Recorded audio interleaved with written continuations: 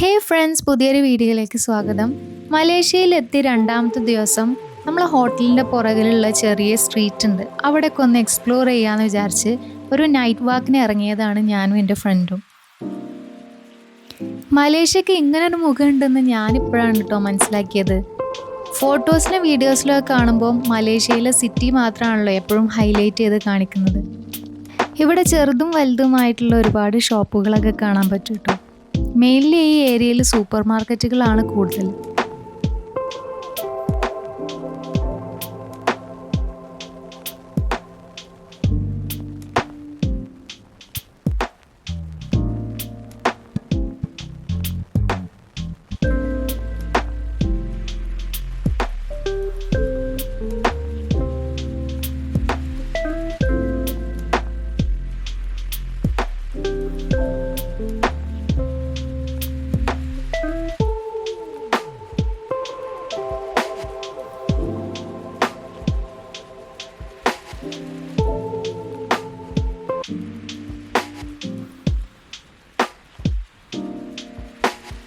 കുറച്ച് ദൂരം നടന്നപ്പോൾ വേൾഡ് ഫേമസ് ആയിട്ടുള്ള 7-Eleven സൂപ്പർ മാർക്കറ്റിൻ്റെ മുമ്പിൽ എത്തിയിട്ടോ ഞങ്ങൾ രണ്ടുപേരും. അപ്പം ഞങ്ങൾ അതിനകത്തൊന്ന് കയറി എന്തൊക്കെ സാധനങ്ങളാണ് ഉള്ളതെന്ന് നോക്കാമെന്ന് വിചാരിച്ചു. 1927 അമേരിക്കയിലെ ടെക്സാസിലാണ് ഈ ബ്രാൻഡ് ആദ്യമായിട്ട് ഒറിജിൻ ചെയ്യുന്നത്.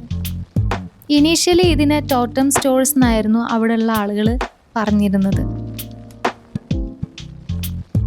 മുമ്പ് കാലത്തൊക്കെ വൈകുന്നേരങ്ങളിലോ അല്ലെങ്കിൽ ഞായറാഴ്ചകളിൽ മാത്രമായിരുന്നു ഈ ഷോപ്പ് ഓപ്പൺ ആയിരുന്നത്.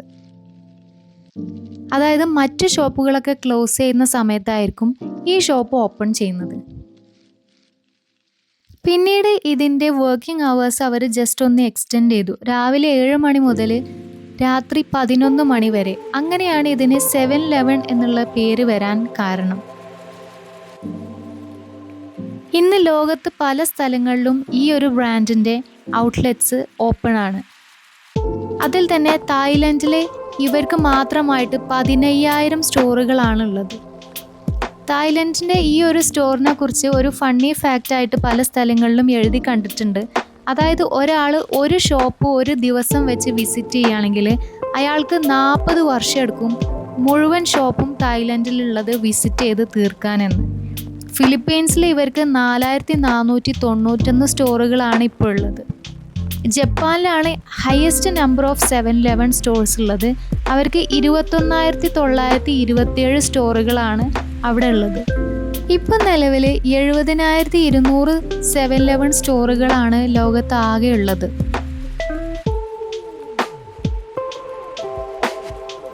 നമ്മുടെ നാട്ടിൽ അവൈലബിൾ അല്ലാത്ത പല പ്രോഡക്ട്സും ഞാൻ ഈ സൂപ്പർ മാർക്കറ്റിൽ കണ്ടു.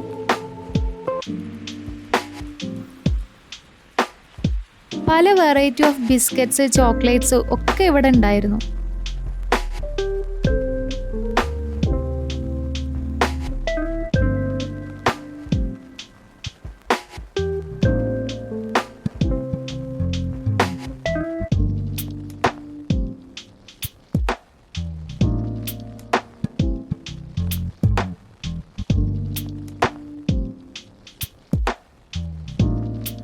ഈ സ്റ്റോറിൽ ഒരു കോർണറിലായിട്ട് കോഫി വെൻഡിങ് മെഷീനും കാണാം.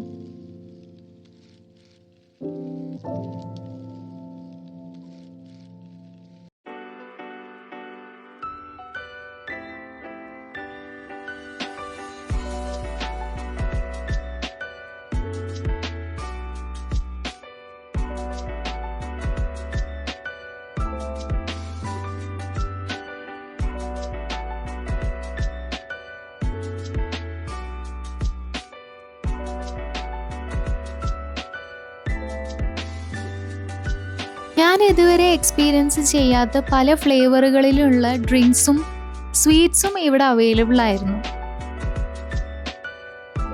അങ്ങനെ ഞങ്ങൾ സൂപ്പർ മാർക്കറ്റിന് പുറത്തിറങ്ങിയതേ അവിടെ നമുക്ക് ട്വിൻ ടവറിൻ്റെ ചെറിയൊരു ഭാഗം കാണാൻ പറ്റും.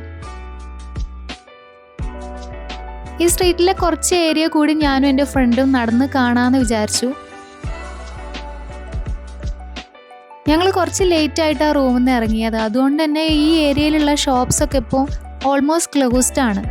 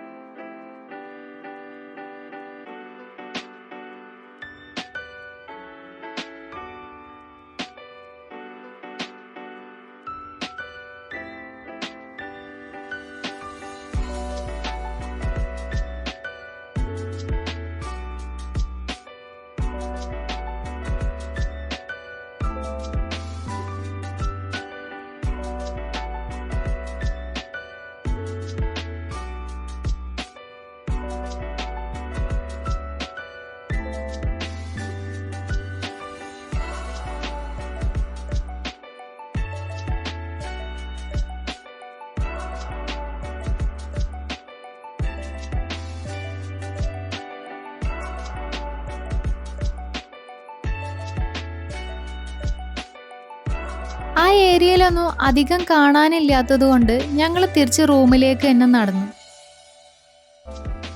ഞാൻ ഏത് നാട്ടിലേക്ക് യാത്ര പോവുകയാണെങ്കിലും അവിടുത്തെ കറൻസി എങ്ങനെയാണെന്ന് അറിയാൻ എനിക്ക് ചെറിയൊരു ആകാംക്ഷ ഉണ്ടാവുക. മലേഷ്യൻ കറൻസിയായ റിങ്കിറ്റ് കാണാൻ നിങ്ങൾക്കൊരു ആഗ്രഹം ഉണ്ടാവില്ലേ? ദാ ഇങ്ങനെയാണ് കേട്ടോ കറൻസി വരുന്നത്.